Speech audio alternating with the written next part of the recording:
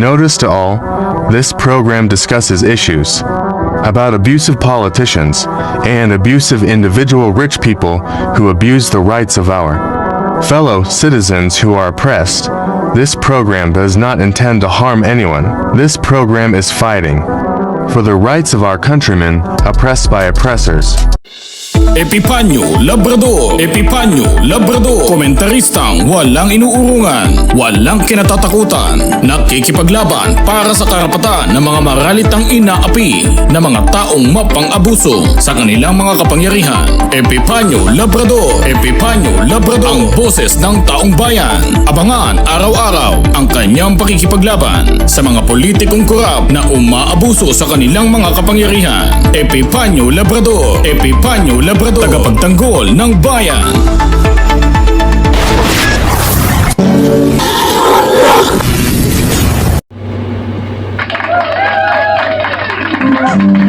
Para kanino ba ang batas na sinasabi nila? Para kanino ba ang batas na nilikha? Ang batas nga ba ay para sa lahat o para lamang sa mga taong maraming pera? Magandang gabi po sa inyong lahat, mga minamahal ko mga kababayan, Luzon, Visayas, Mindanao. Napatuloy po na nakasabay tumututok po dito sa ating programa. Maraming salamat po sa inyong lahat. Sa gabi pang ito, mga minamahal ko mga kababayan, pinasasalamatan din po natin maging yung ating mga kababayan sa abroad, maging ang mga bago po natin mga subscribers na kasama po natin ngayon. Maraming salamat po sa inyong lahat. Naway lagi po namin kayo makakasama sa bawat araw po na tayo po mayroong mga halagang pinag-uusapan. At syempre, pinasasalamatan din po natin maging mga kababayan natin na sumusuporta din po sa kabilang channel natin, Epipanyo Labrador, The Extreme Commentator.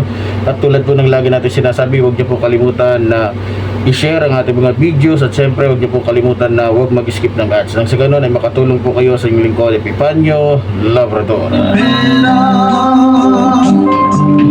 Para ba ang batas natin ay wala ng dangal? Tila ba Sa gabing ito, mga minamahal ko mga kababayan, ay napakahalaga po ng ating pag-uusapan ngayon. Ito ay patungkol ho sa naging usapan ho doon sa Senado na kung saan si Morales at itong si Ejercito Estrada ay kulang na lang ho ay magsuntukan, no? Magsuntukan ay para ho silang mga manok. Para po silang mga manok na kung saan ay talagang kulang na lang ho ay magtukaan.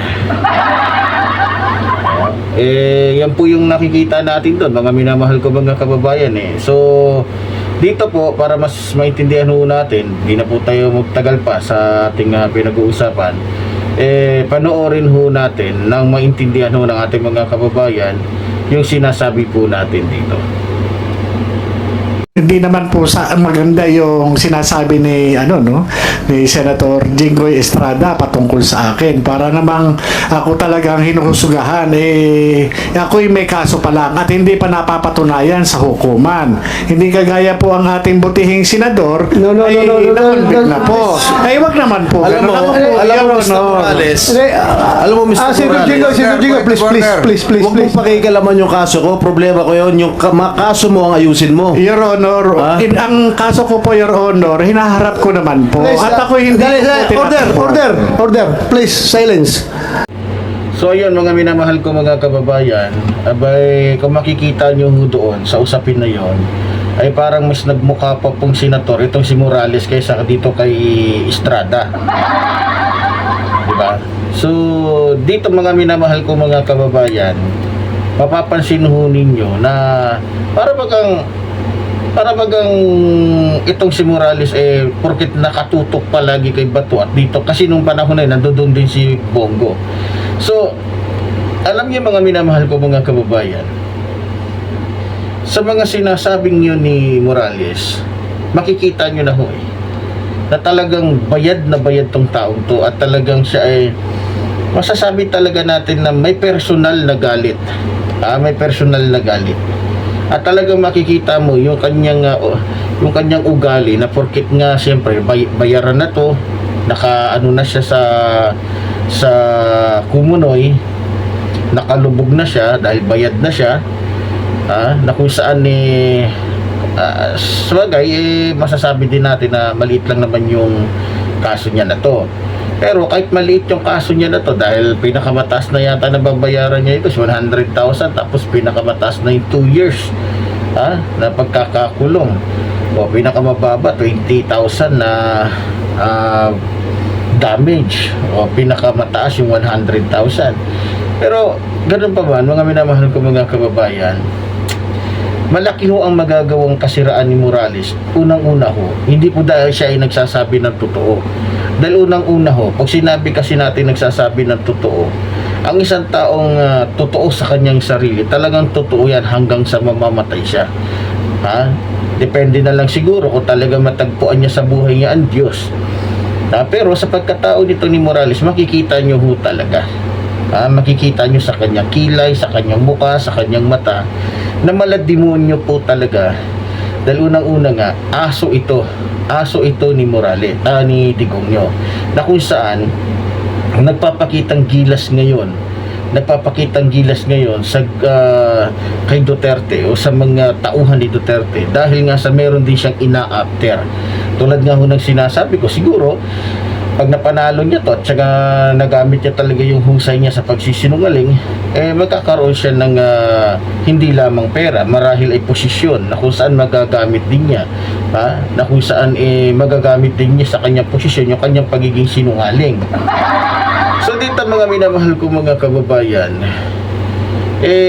dahil nga sa kanyang husay, sa kanyang kumbaga tirador to ng kasinungalingan, talagang hindi siya papayag na talagang matalo siya, kasi ang binabayaran nga sa kanya dyan yung kanyang pagsisinungaling, yung kanyang pagiging malakas ang loob na makipagdebatihan bagamat kasinungalingan yung kanya.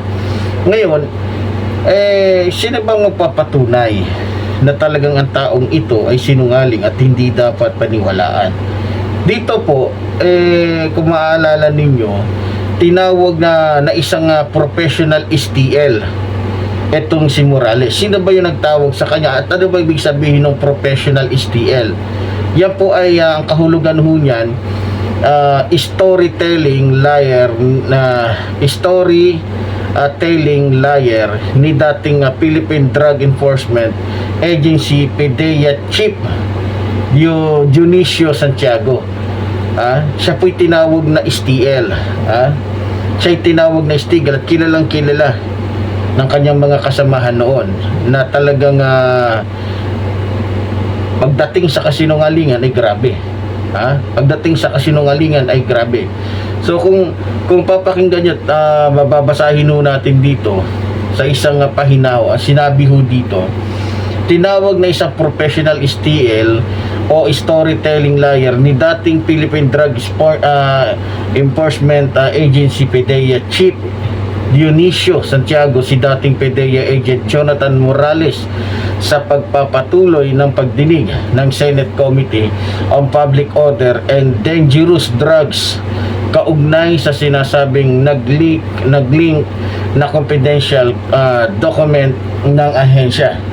Nagsilbing surprise witness si Senator Jingo Estrada si Santiago na nagsabing kilala umano si Morales sa pagiging sinungaling kaya STL ang tawag sa kanya. Una rito, nilinaw ni Estrada na dinala niya sa pagdinig si Santiago upang kumpirmahin ang mga nauna niyang pahayag laban kay Morales. So dito mga minamahal kong mga kababayan, hindi natin mapapasinungalingan to, kasi kung talagang itong si Morales ay may dignidad, kung itong si Morales ay talagang mabuting tao, talagang masasabi mo po talaga na okay, tama, totoo yung sinasabi niya, di ba? Mahirap kasi kaya ako tinatanong ni Senator Estrada yung kanyang status, kasi po hindi po tinitignan doon ni Senator Estrada kung ano yung kanyang pagkatao, yung kasi nga po ang sinisiraan ho dito sa simula pa lang ay ating Pangulo. Kaya po nababanggit doon palagi ni Senator Jingo Estrada yung kanyang mga kaso kasi po kahit hindi na po natin gamitin pa yung yung kanyang kaso noon. Sa simula pa lang makikita mo na puro paninira na lang puro hearsay na lang. Wala siyang sapat, wala siyang pundasyon, walang etc. Puro tingnan nyo tinatanong siya kung kilala mo pa ba yung kausap mo. Ang sagot niya, hindi ko na po maalala. Tinatanong niya sino ang abogado yung hindi ko na po maalala. Pero alalang-alala niya na may bongbong. Alalang-alala niya na ganito, ganyan. Pero hindi niya na maalala yung mga dapat napaka-importante sana na maisasubmit niya doon. So yun po yung nakakapagtaka mga minamahal kong mga kababayan. Kaya nga, para mapatunayan na nagsasalita lamang ng kasinungalingan itong si Morales, mismong mga kasamahan niya mismong mga dati pang mga kasamahan niya ang naglabasan na para sabihin na, huwag kayong maniwala dyan mga Pilipino. Kasi kasama namin yan noon. Alam namin yan. At ang naging kaso niyan, yun nga, yung paninirang puri, gumagawa ng istorya, maliban na gumagawa ng istorya, para maintindihan natin, silipin ho natin yung panoorin ho natin itong naging istorya ng buhay ni Morales bago pa natin siya nakitang nagsasalita dyan sa Senate hearing. Alex, lalong dinikdik ng mga senador ang PIDEA agent na si Jonathan Morales. Naniniwala kasi ang mga mambabatas na pawang kasinungalingan at gawa-gawa lamang nito ang mga pangalang idinadawit na umano'y gumagamit ng iligal na droga dahil wala siyang maipakitang mga ebidensya. Ako'y may kaso pa lang at hindi pa napapatunayan sa hukuman. Hindi kagaya po ang ating butihing senador nakonvict na po. Ay, wag naman po. Yan ang banat ng dating PIDEA agent na si Jonathan Morales sa pagdinig ng Senado matapos questionin ang kanyang kredibilidad. Sa pagpapatuloy ng investigasyon ng Senado sa isyu ng PIDEA leaks, nagkainitan sina Senador Jinggoy Estrada at Morales. Nung pumutok yan, nagkausap kami. Sabi ko, kuya, matalimugot yan. Nag-aaway ang Duterte at Marcos. Ipinakita kasi sa pagdinig ang video ng CCTV footage sa bahay ni Morales kung saan kinakausap siya ng isang dating PIDEA agent para umano hikayati na tumahimik na sa pagtestigo sa Senado. Pero tanong na Estrada, paano nakakasiguro ang Senado na hindi edited ang isinumited na video ni Morales? Dahil para kay Estrada, si Morales ay nagsisinungaling at maraming criminal records pero pumalag si Morales. Hindi naman po maganda yung sinasabi ni ni Senator Jinggoy Estrada patungkol sa akin. Para namang ako talagang hinuhusugahan, ako'y may kaso pa lang at hindi pa napapatunayan sa hukuman. Hindi kagaya po ang ating butihing senador nakonvict na po. Ay, wag naman po. Alam mo, Mr. Morales, alam mo, Mr. Morales, Senator Jingo, please. huwag mong pakikalaman yung kaso ko. Problema ko yun. Yung kaso mo ang ayusin mo. Gusto mo magpideya? Sumagot pa si Morales pero pinatahimik na ng chairman na si Senador Ronald Bato de la Rosa. Nang tanungin ng mga senador ang kausap ni Morales sa naturang video footage, inamin ng dating PIDEA agent na si Eric Santiago na gawa-gawa niya lang ang umano'y pagkumbinse kay Morales na wag nang tumestigo at pinasakay lang si Morales para maipatawag rin siya sa investigasyon ng Senado. Kung ba't pinasakay ko sila sa usapan. Para makapunta lang po ako rito at may presenta mga dokumento sana. Inaw sa mga sinasabi ni Agent Morales. Ano yung sabi mo, pinasakay? Yes sir, pinasakay. Parang dalawang ang gusto kong patunayan sir Magkwento ka lang, makakarating ka na rito. Kwentong barbershop sir. Kwentong barbero lang. Katang isip. Makakarating ka na. Andito po ngayon, napatunayan ko ngayon yun. Humingi siya ng paumanhin sa mga senador pero sinermonan siya ni Senador de la Rosa. Hindi naman kami grade 1 dito, mga senador kami. Ay nako, ibig mong sabihin na binubula mo lang siya para mabulak kami, para imbitahin ka dito, para makapagsalita ka ng something against kay Morales. No, mali po Ganon, yun. ganon. Yan ang Mali po, lumalabas na hindi po kayo sinasabi mo eh. hindi po kayo dapat kumbulahin. Hindi sir. ako binubula mo, siya ang binubula mo. Pinatunayan naman ng Philippine Drug Enforcement Agency na walang kredibilidad si Morales at walang batayan ang mga aligasyon tungkol sa PIDEA leaks. Ayon kay dating PIDEA Director Dionisio Santiago, nakasama niya si Morales na tinawag niyang professional STL o storytelling liar at mahilig manira.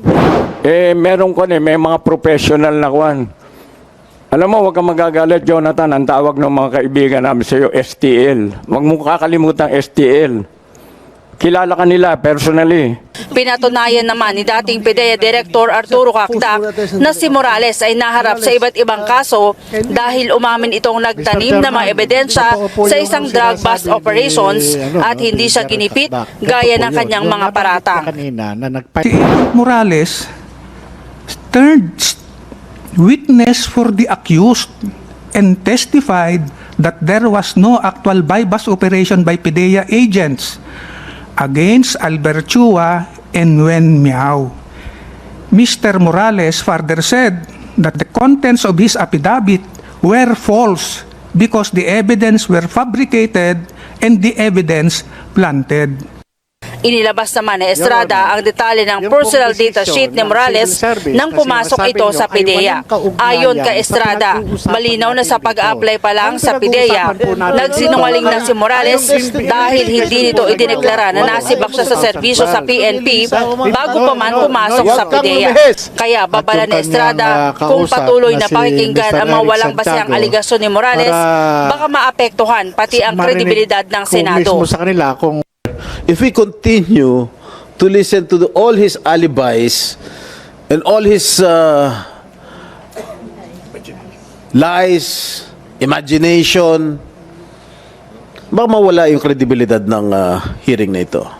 That's why we have to, sometimes, siguro, papalahanin ko rin yung sarili natin, we have to vet our resource person. Hindi katulad nito na paniniwalaan natin na marami palang kaso.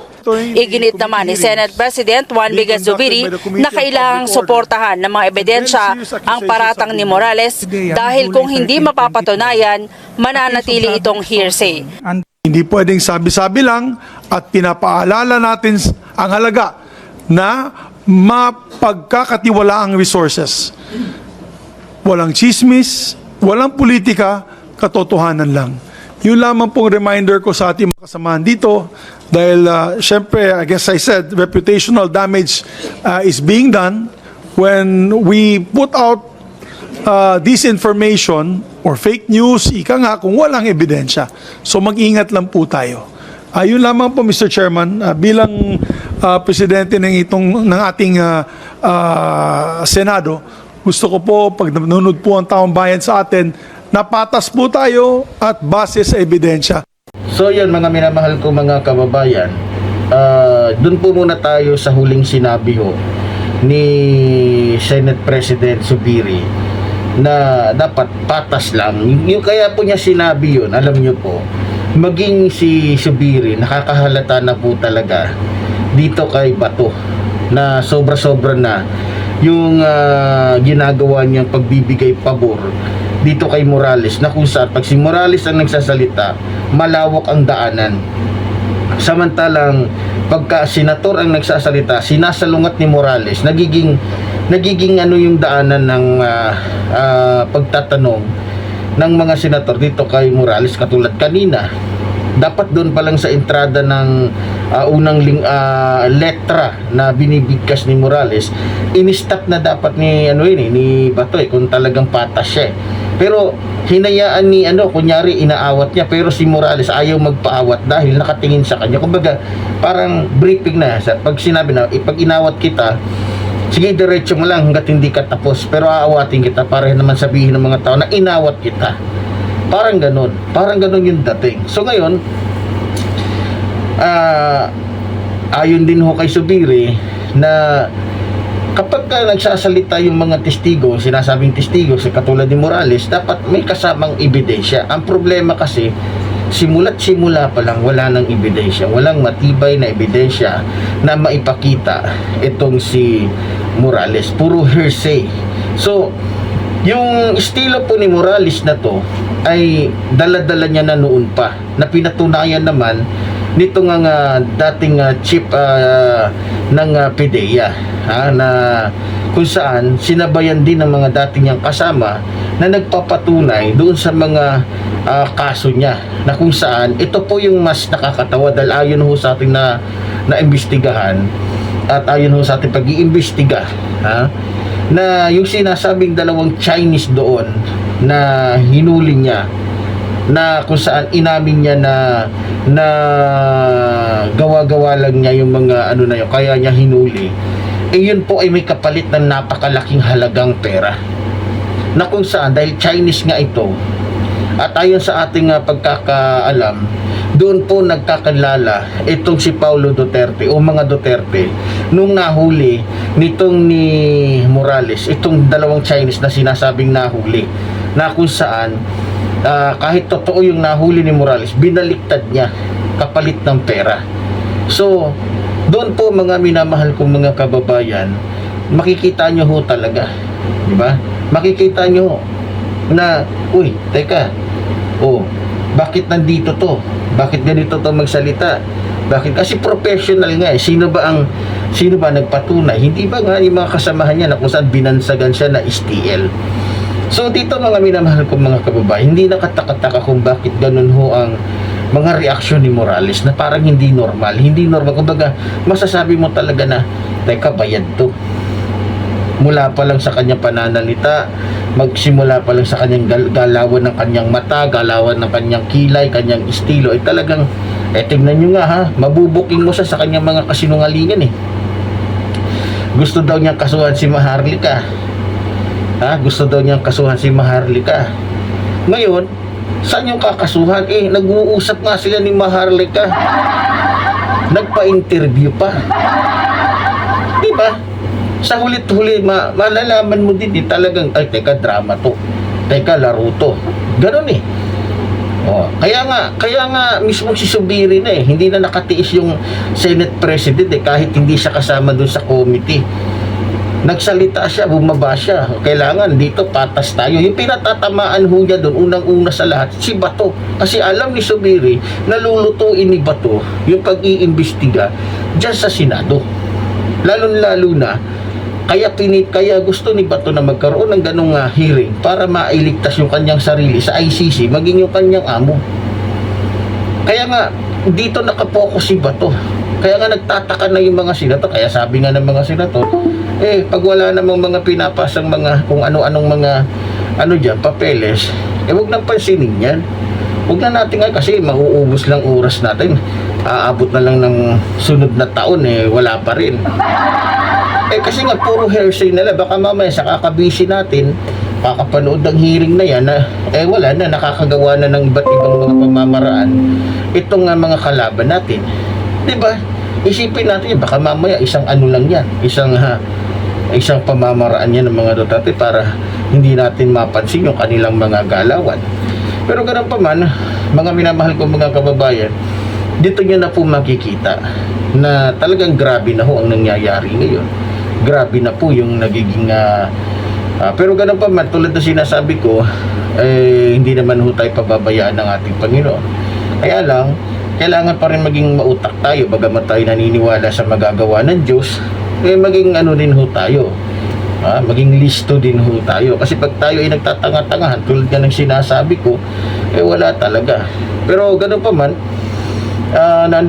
naniniwala naman ako na lalabas at lalabas ang katotohanan dahil ayon nga ho sa nabalitaan natin, dinikdik ng mga senator itong si Morales dahil nga naniniwala ang lahat, halos lahat, maliban lang dito kay Bato at kay Bongo,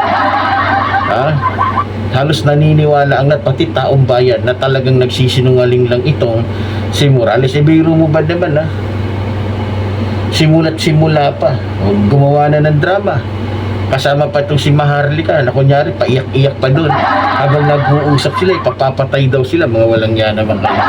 Ano na naman drama yan? Nagdrama yung dalawa, si Calvo at saka si Luka-Luka. Kawawa daw sila kasi yung mga nagsasabi daw sila ng totoo, ipapapatay.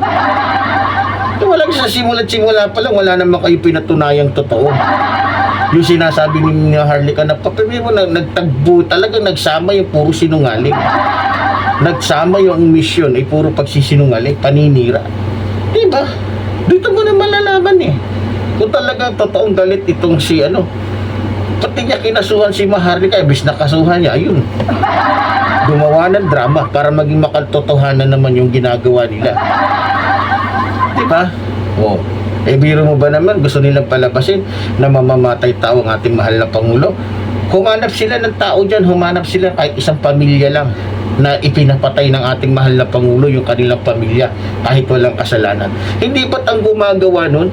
Walang iba kundi si Duterte na nagpapatay ng 30,000 katao na halos karamihan mga biktima lang. Diba? Mas malapit-lapit sa katotohanan. Kaya nga takot na takot si Duterte. Kaya nga sa sobrang takot nila, baka singilin sila pagdating ng araw dahil alam nilang mali yung ginawa nila. Inalis ang Pilipinas sa pagiging membro nito sa International Criminal Court. Dahil alam nila nalabag sa batas ng Diyos, labag sa batas ng tao yung ginawa nila. Ito si Maharlika umiiyak dahil daw ganito, ganyan. Bakit hindi mo iniyakan, Maharlika, yung 30,000 na puro biktima na wala namang katotohanan yung kanilang kamatayan, namatay sila kung saan dahil trip lang ni Digongyo. Diba? Dito mo makikita talaga yung mga taong wala talagang tunay na puso. Walang tunay, biro mo naman, nagdrama. Gusto nila pasakayin sa kanilang dito po, ang ginagamit po ngayon ng mga kalaban natin, ang ginagamit po ngayon na nila Digongyo, drama. Kunyari gagawa sila ng drama pa kasi hindi na nila maano pa yung mga tao. Kaya kung si Digongyo din, wala nang maniniwala, sigurado ko yan. Kaya ang gagamitin niya itong si Maharlika, etc. Pero ganun pa man, tulad ng sinasabi ko, iba po kasi yung sinasabi nila sa nakikita natin. Kaya malabuhong maraming maniwala sa kanila. Unang-una ho, si Duterte 15 million lang ho. Ang ating mahal na Pangulo 31 million. Kaya kung sino man sa dalawa dito ang paniniwalaan at mas maraming magiging suporta, mas marami pa rin ang ating mahal na Pangulo. Diba? Kasi nakikita natin, diba? So, alam niyo mga minamahal ko mga kababayan, natitiyak ko ho na sa nangyayaring ito, parang malalagay ho sa alanganin talaga ang buhay ni Morales. Tingnan nyo papasiuna ko na ho sa inyo. Dahil nangyari ho ito yung katulad nung yung drama na baka papatay na lang siya sa bunggo, hindi na siya patayin sa pamamagitan ng baril, baka ho sakyan ito ng ating kalaban. Mismong si Duterte na ho, o mismong kampo na ho ni Duterte ang pumatay dito kay Morales. Yan po ang nakikita ko ewan ko lang ho, pero sa nakikita ko talagang posible hong ito po talaga ang mangyari. Maaaring gumawa ng drama si Digong sige, para maging mas makatotohanan, ipatumba na talaga natin itong si Morales kasi para mapaniwala natin lalo yung mga taong bayan na talagang masama nga itong mga Marcos. Pero tandaan nyo, tulad doon ng sinasabi ko, kung masama po ang ating mahal na Pangulo, sa simula pa lang na nagsalita sila ng hindi magaganda, dapat ho ngayon wala ng mga Duterte. Kasi kung gugustuhin na po ng ating mahal na Pangulo na gamitin yung kanyang kapangyarihan para gumanti, para magpapatay, hindi na po si Morales ang gagamitin niya. Hindi niya na aanuhin pa si Morales. Maaaring yung mga Duterte na. Kasi alam naman natin ang punot dulo ng lahat ng ito ay ang mga Duterte lang naman. Na kung saan naghahangad na makabalik sa pwesto nang sa ganon may pagpatuloy nila yung kanilang mga masasamang gawain katulad ng pagnanakaw, pag-aabuso sa kapangyarihan na kung saan nakikipagsabwatan sila sa ibang bansa. So, yun lang naman po yun. Kasabi ko nga, kung gagawa sila ng drama, ipapapatay. Bakit si Morales pa?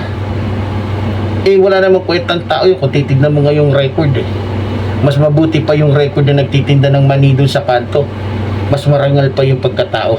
Di ba? Kaya hindi pagtsatsagaan ng gobyerno yung buhay ni ano. Kaya, ba't siya pagtsatsagaan unang-una? Hearsay lang naman. Wala namang matibay na ebidensya. Wala naman siya nabibigay na papeles na talagang katotohanan. Mismo mga kasamahan niya dati, yun din ang kalaban niya. Doon pa lang talo na siya eh. Doon pa lang sa mga dating niyang kasamahan, talo na siya eh. Kasi kung talagang totoo siya, kahit ilan pa yung mga kasamahan niya dyan, kaya niyang talunin niya kasi may ebidensya nga sa, may sapat siyang ebidensya. Diba? So, kaya nga hindi na pinapansin ng ating Pangulo. Kasi nakarating nga sa ating mahal na Pangulo yung record dito ni Morales.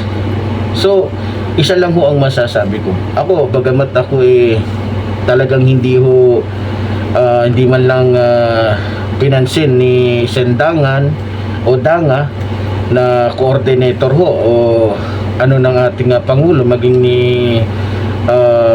House Speaker Romualdez, okay lang. Kung talagang hindi lang ako tinuturing na kakampi, okay lang. No, basta ako, nagsasalita ako dito para sa taong bayan. So wala naman tao, isa lang masasabi kung talagang ganun ka ano si Sendanga, di ba? Hindi na ako magtataka yung pag-greet ko ng Happy Mother's Day, binaliwala yung pa kayang request ko na makapagsalita man lang. Pero okay lang, at least sana ay maging successful sila doon. Tulad ng inaasahan natin. Yun po mga minamahal ko mga kababayan, tulad po ng sinasabi ko, ay mabuhay po ang ating inang bayan, mabuhay po ang mahal sa ating mga. Maraming salamat po.